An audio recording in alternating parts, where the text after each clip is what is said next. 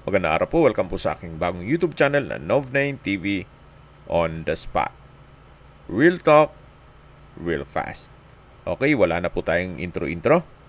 Nandito po tayo ngayon sa BF Homes Parañaque kung saan meron po tayong bagong video presentation. Isang residential property na may lot area na 227 square meters.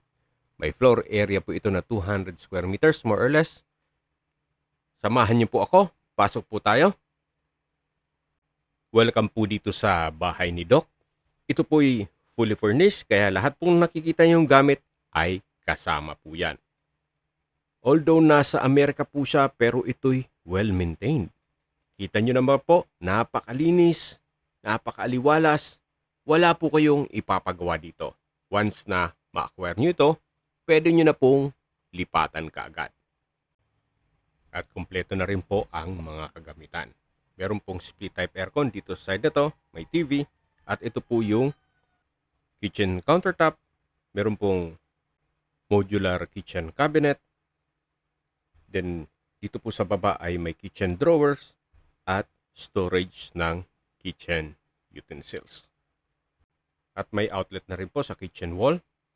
Dito naman po tayo sa common toilet and bath. Maayos naman po ang toilet fixtures. May bathroom countertop, hand basin. From floor to ceiling po ang tile bathroom wall. Then meron pong vanity mirror, water closet, at shower enclosure. Meron din po itong overhead shower, then body shower. At dyan po yung bathroom countertop na may vanity mirror. Dito naman po ay may access door papunta naman sa likod ng bahay. Meron po itong tubular security grill. Then may 1 meter setback po dito. Yan po yung mga glass window na may security grill. Dito naman po yung service area. May wall-mounted cabinet. Then, yan po yung perimeter fence. May under-stair storage po dito. Kung may mga kagamitan kayo, pwedeng lagay dito. At dito naman po yung dirty kitchen. Meron pong kitchen countertop, stainless sink with faucet, then kitchen cabinet. Naka-tiled kitchen wall na rin po yan. Kaya madali pong linisin. Ito naman po yung hagdan na papunta sa roof deck. So mula po dito, yan po tunghayan nyo muna yung 1 meter setback na papunta sa formal kitchen at yan yung dirty kitchen. Ito pong hagdan ay naka-concrete staircase, then tubular handrail at railing. Dito po sa taas ay pwede pong lagyan ng sampayan. Then sa dulo po ay meron pong pressure water tank. Yan po yung bubong, halos bago pa. Kaya wala po kayong ipapagawa dito. Then stainless na rin po itong rain gutter. So ito po ay well-maintained. Hindi po tinipid ni Doc ang maintenance ito. Although nasa Amerika po siya lagi, na halos wala namang ganong nakatira dito, pero still, pinapaayos niya. Kaya kung sakali man po ang interested buyer ay nasa Amerika, mas mapapabilis po ang inyong transaksyon gawa ng nandyan din po siya. So babalik po ulit tayo dito sa common toilet and bath na kung saan galing na tayo dito kanina. Lahat po yan ay halos hindi naman nagamit. Kasi mga ilang days lang po siya dito at may iba pa siyang clarification lang po. Ito pong side na to ay receiving area pa lang. Parte pa lang po ito ng bahay. Kaya pwede rin po itong gawing guest room. Gawa ng napakalaki naman po ng espasyo nito. So, ito po ay meron ding security grill. Ito po yung garahe. Yan po yung main gate. Then, dito po sa covered carport ay kakasya ang dalawang SUV. Ito na po yung main door. Meron din po itong security grill at ito'y triple lock din po yan. So, ito na po yung main house. Ito po yung living area o salas. Open concept lang po ito, kaya maaliwalas. Maayos po ang pintura ng ceiling at wall, napakalinis, at lahat pong kagamitan na nakikita nyo ay kasama po yan. Ito po'y fully furnished.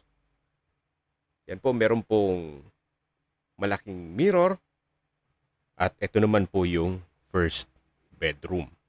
Kung meron man po kayong PWD or senior citizen sa pamilya, ito po yung para sa kanila. Yan po, napakalinis, maaliwalas, may pin lamp, center lamp, meron pong wardrobe, meron pong mattress and bed frame, at ang kagandahan pa po dito, meron po itong toilet and bath. Yan po pala yung window type aircon. Then, check natin tong banyo. Kumpleto din po ito. May bathroom countertop, hand basin, vanity mirror, bathroom drawer. From floor to ceiling ang tile bathroom wall. May shower enclosure. May overhead shower. Then body shower.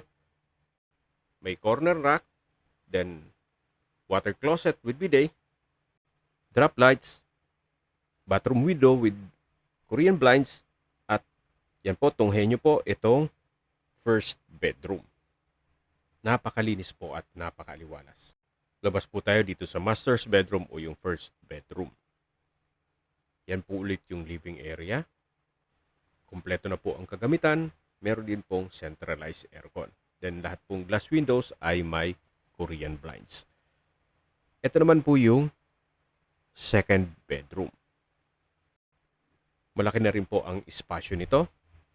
Kompleto rin ang bedroom furnishings. May aircon. Then may glass window with security grill at Korean blinds. At meron pong from floor to ceiling na wardrobe at drawer. Then may shurak din po sa baba nito. So labas po tayo ulit. Paglabas nyo po ng second bedroom, yan ang makikita nyo yung living area at yung main door. Dito naman po yung third bedroom. So, ganun din po. Malaki din ang espasyo nito. May headboard, itong bed frame, then may mattress. Mayroon pong built-in cabinet, wardrobe. Maayos din po ang pintura ng ceiling at wall. So, labas po tayo. Paglabas nyo po dito, meron pong espasyo dito para sa altar. Then sa taas po, meron pong glass window with security grill at merong drawer at built-in cabinet. Ito naman po yung common toilet and bath. Maayos naman po ang toilet features nito. May bathroom countertop, water closet with bidet. Then ito naman po yung shower enclosure, overhead shower, at from floor to ceiling po ang tiled bathroom wall. Meron din po itong bathroom window with Korean blinds. Then may wall-mounted pong metal rack. Yan po, tunghayin nyo po ulit itong living area o salas na open concept lang po ito, kaya napakaaliwalas. At uulitin ko po, ito po'y fully furnished. Kaya lahat pong nakikita nyong kagamitan ay kasama po yan. Meron po ditong isang pintuan na kung saan ito po yung stock room. Pwede rin po itong gawing office. O depende po sa inyo kung pwede rin gawing another bedroom. Gawa ng kasya naman po ang single bed dyan. So mula po dito sa living area, matatanaw natin yung dining area na malaki din po ang espasyo nito. Hanggang dun sa formal kitchen. Meron na rin po itong dining set. Then may drop lights. Ito pong dining set, hindi ko lang maano kung anong klaseng kahoy yan, pero mabigat po at magandang klase. Kaya may lasa din po ang presyo niyan. So ito naman po yung breakfast nook. Then meron pong disenyo na ceiling lamp. At sa dulo po ay may stainless sink with faucet. Ito na po yung formal kitchen. Meron pong kitchen countertop, wall-mounted cabinet, then meron pong gas range, microwave, at dito naman po yung common toilet and bath.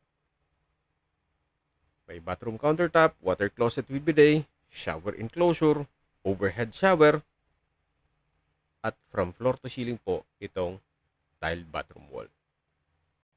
May mga wall-mounted rack na rin po. Then, vanity mirror, hand basin, at may outlet. So, labas po tayo ulit dito. Yan po yung countertop, yan yung dining area, matatano natin yung living area, at ito po ulit yung formal kitchen.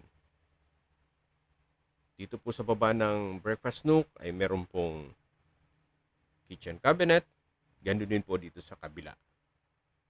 May storage ng kitchen utensils. At ito naman po yung access door na papunta naman sa likod ng bahay kung saan galing na po tayo dito kanina. Meron din po security grill. Ito po yung dirty kitchen. Yan po yung hagdan na papunta naman sa roof deck. At umakyat na po tayo dyan kanina. Yan po yung understairs storage. Okay, sa mga nag-skip po ng video, summarize ko lang po. Ito pong property ay nasa BF Homes Parañaque at may lot area na 227 square meters. May floor area po ito na 200 square meters more or less. May 4 bedrooms at ito po'y fully furnished. Tungkol naman po sa dokumento nito, ito po'y titulado. Buhay po ang may-ari kaya wala po kayong maging problema sa documentation o sa transfer ng title. Bihira po itong matirhan ni owner, gawa ng madalas nasa Amerika po siya. Sa distance, location at travel time portion na po tayo. Mula po sa hypermarket sa Sukat, Parañaque, ang distance is 950 meters at ang travel time is 4 minutes. Mula naman po sa SNR membership shopping, ang distance is 2.1 kilometers at ang travel time is 6 minutes. Mula naman po sa UniHealth Hospital, ang distance is 1.6 kilometers at ang travel time is 5 minutes. Yan po yung lagi kong binabanggit sa inyo na dapat nyo i-consider sa paghanap ng property, yung meron pong malapit na hospital. Hindi ko noon po sinasabing sakitin kayo. Yan naman po for emergency purpose lang naman. At mula naman po sa SM, BF, at Medical Center of Parañaque, ang distance is 3.3 kilometers at ang travel time is 8 minutes. Kung manggagaling naman po sa Manila o sa airport, ang distance is 11 kilometers at ang travel time is 23 minutes. Okay, sa presyo na po tayo. Binebenta po ito ni owner sa halagang 20 million pesos. Opinion ko lang po, fair deal na po ito. Gawa ng napakaayos po ng bahay at kumpleto pa ang kagamitan. Dito po sa Parañaque, ang presyuhan po ng mga townhouse na may lot area ng mga 80 to 100 square meters. Ang price range po ay 13 to 15 million. Compare dito na 227 square meters. At ito po'y bungalow house na PWD at senior citizen friendly. Yan naman po'y opinion ko lang. Depende pa rin yan sa assessment nyo dito sa property. Kung may mga katanungan po kayo, tawag lang po kayo sa aking numero. At sa mga babayan naman natin na sa ibang bansa, meron po akong Telegram. Sa mga iPhone user man, may iMessage. Meron din pong Imo, Skype, Viber at WhatsApp. Same number lang po, 0917-316-3399. Sa mga nagtatanong naman po ng aming Facebook, meron po aming Facebook page na Nov9 TV at Facebook Reels video. Meron din pong TikTok at Instagram. May ibang YouTube channel po kami na Nov9 TV channel at Nov9 TV listings. Sana po naibigyan nyo ang video presentation. Paki-like and subscribe na lang po sa aking channel para ma-update din po kayo sa aking future listings. Kung sakali po hanap nyo mas malaking sukat ng lupa, meron din po kami ibang listings na pwede nyong pagpilian. Huwag po kayong mag-atubiling tumawag sa amin, then let us know your budget para malaman namin kung anong property pwede naming i-alok sa inyo. Sa lahat pong viewers, subscriber, at nagtiwala po sa amin, salamat po sa suporta. Ingat po kayo lagi at yung pamilya. Maraming salamat po.